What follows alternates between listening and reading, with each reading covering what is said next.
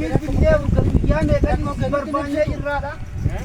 Guyyaa meeqatti si barbaannee jirra. Finfinnee illee waliin deemne jennee beellama waliin qabna. Beellama sun hunda diigdeetiin maaliif baddadoo wanta kun hundi bilbilin. Odoo wanta kan nutti himi jim jetteetiin achumaanaaf maal Assalamu alaikum warahmatullahi wabarakatuh. Akkam jirtan kabajamtoota keenya YouTube kana. Mucaa kana argannee jirraadha. Namni jirtan hunduu yeroo laaluu dandeessanii illee raayisuu dandeessanii maashaallah argannee jirra. Yaaniidha mucaan kun illee sanyii qabaadha. Inni illee Hasan Sabaadha. Umar Haajixaa jedhama. Kanaaf namni wal loluun barbaachisaa waan jiru walii obsanii yaalanii gaariidha. Dhalataa Arsii ta'uu keessaa aanaa jajuutiif gosti isaa Hasan Sabaati. Kanaaf waan jiruun bira dhaabbatanii jechuun gaariidha. Nama badaa yaaduu nama gaariidha jechuu barbaanne illee nullee akka nama tokkootitti nama waan guddaa yaadu nama biyyattillee waan guddaa yaadu hundeen isaallee hundee gaariidha. Afaan Oromoo hayditti waan hin beekneef malee dhalataa Oromooti. Gosti isaa Hasan Sabaa nama keenya aanaa jajuuti guddinnaanoo shawaa ture. Kanaaf wanjiin ture jechuu barbaadetti. Kanaaf nama bareedaati ijata kallaala akka nama Oromoo tokkotti. Bosona kana keessa illee deemee guyyaa 4 bulee waan inni wal lolleef waan inni yaadellee nama inni wal lolleef nuuf hin galle jechuu barbaannetti. Yaani amma bosona keessa guyyaa 4tti amma soinee arginee nama waan inni badeef illee hin beekne nullee hin galle nullee uf duraa fi yaada isaa gaafannee waan inni nu baasetti isinii ka ibsinu ta'a.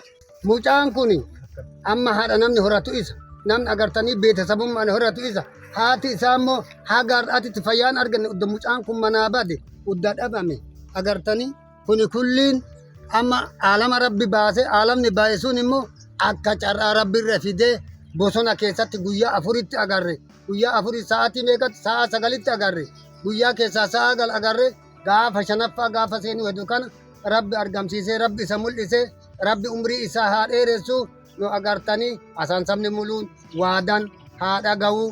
Waan amma agartanii milkii gammachuu rabbi nu dhageessise ammaan agartanii isallee rabbi umrii haa dheeressu rakkoo mucaa kanaa immoo haga amma wanni addaan baafanne hin jiru addaan baafannee wanni agartanii manguddootti himnu hin jiru biyyi haa dhaga'u maraa sheednu haa godhanii agartanii waan akka kanaatutu jira kana amma namni martuu haa gammadu haatis haa gammaddu obboleeyyan illee haa gammaddu jaarsi gosaa kabaa illee jaartiin gosaa kabaatellee daa'imman kabaatellee haa gammaddu akkatti rabbi nu gammachiise hin gaafanna kana addaan baafanna nama akka isa godhe nama isa dhoyse nama agartanii mucaan kun dheesseetiniin dannii bosona kanatti galee haga har'aa guyyaa 4 kabineensi hin nyaatin haga har'aa rabbiin kun nu mul'iseetiniin arganne rabbii keenyatti shukrii goonaa rabbitti galgalata galchinaa Hasan Sabni mulu warri wanji warri isa guddise warri abbaa isaa beeku warri isa beeku ijoolleen barata warri wajji kalee barata warri agartanii hujii qabatu akkuma isaa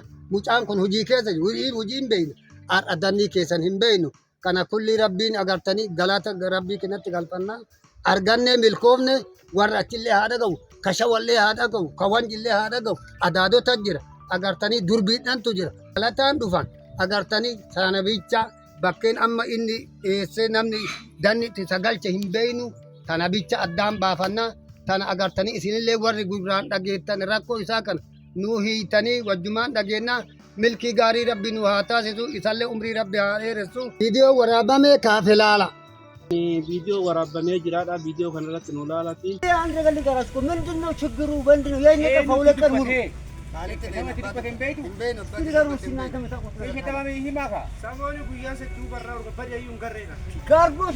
ምናምን እያሉ የሚፈልጉት እነማን ናቸው? እነማን ናቸው? ችግሩ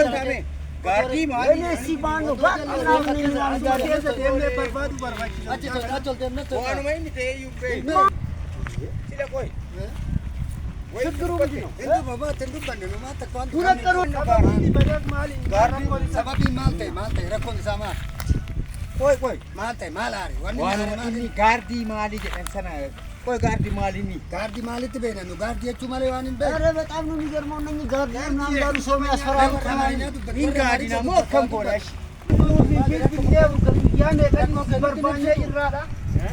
guyyaa meeqatti si barbaannee jirra. Finfinnee illee waliin deemne jennee beellama waliin qabna. Beellama sun hunda diigdeetiin maaliif baddadoo wanta kun hundi bilbilin. Odoo wanta kan nutti himi jim jetteetiin achumaanaaf maaliif na barbaadamee natti. Haajaa sirraa qabna kaa. Haajaa gaaf waliin dubballee saniif si barbaannee Finfinnee illee beellama sanillee waliin deemne bakka jenne saniif si barbaannee si qabne maaliif batta. La ilaha illallah. amma nu godhaati keessama rabbi isallee nu argamsiisee jedhe kuni rabbiillee nu godhaati kanaaf teessanii amma jedha maare alhamdulillahi rabbil alamin hafuurri nuti deebi'e.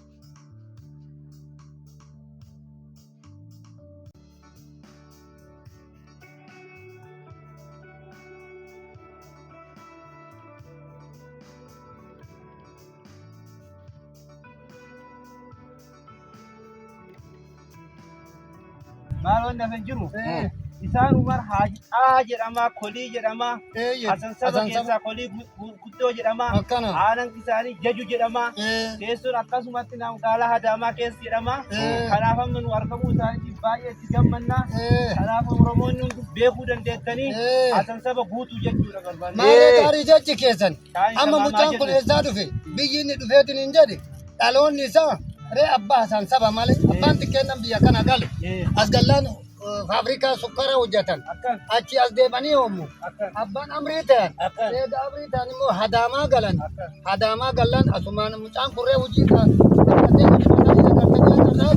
haatillee maatiin isaanii muluu as jirani kan mucaa kanallee rabbi nu argamsiise hasan sabni guddaan kun waadan hagoyiga abbaan isaa beekama baalee diidaatti ka beekame ka agartanii namni yoo du'e nama mana yaalatitti yoo du'e ka asii fuudhee arsii baaleen galchu ajixaan nama gudda abbaan mucaa kana beekamaa namaati kaleettillee nama beekama arallee nama beekama agartanii isaa rabbi agartanii ka abbaa fakkaatu ka dhaabatan abbaa fakkaatu ka deemsan abbaa fakkaatu ka haasaan abbaa fakkaatu ka hasan saba guutuu fakkaatu agartanii rabbi nu argamsiise ammallee shukrii dhibba itti goona alhamdulillah rabbil alamin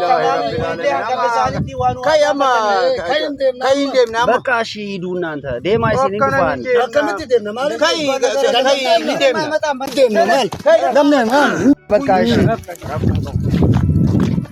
ዋን ወዱ ሁሉ ዳላ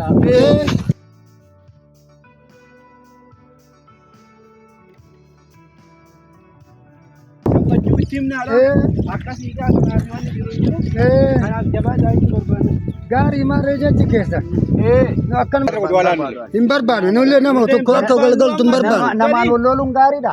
Gaarii miti. Si gaafanna waan aarte haara kee kulli hin callifne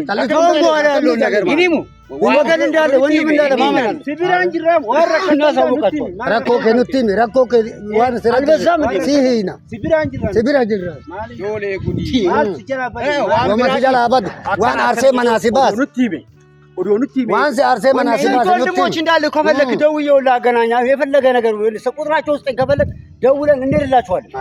ምንም አመጡ በቃ በፍቅር ነው እንሄዳለን። በቃ በሰላም እንገባለን ወደ ቤት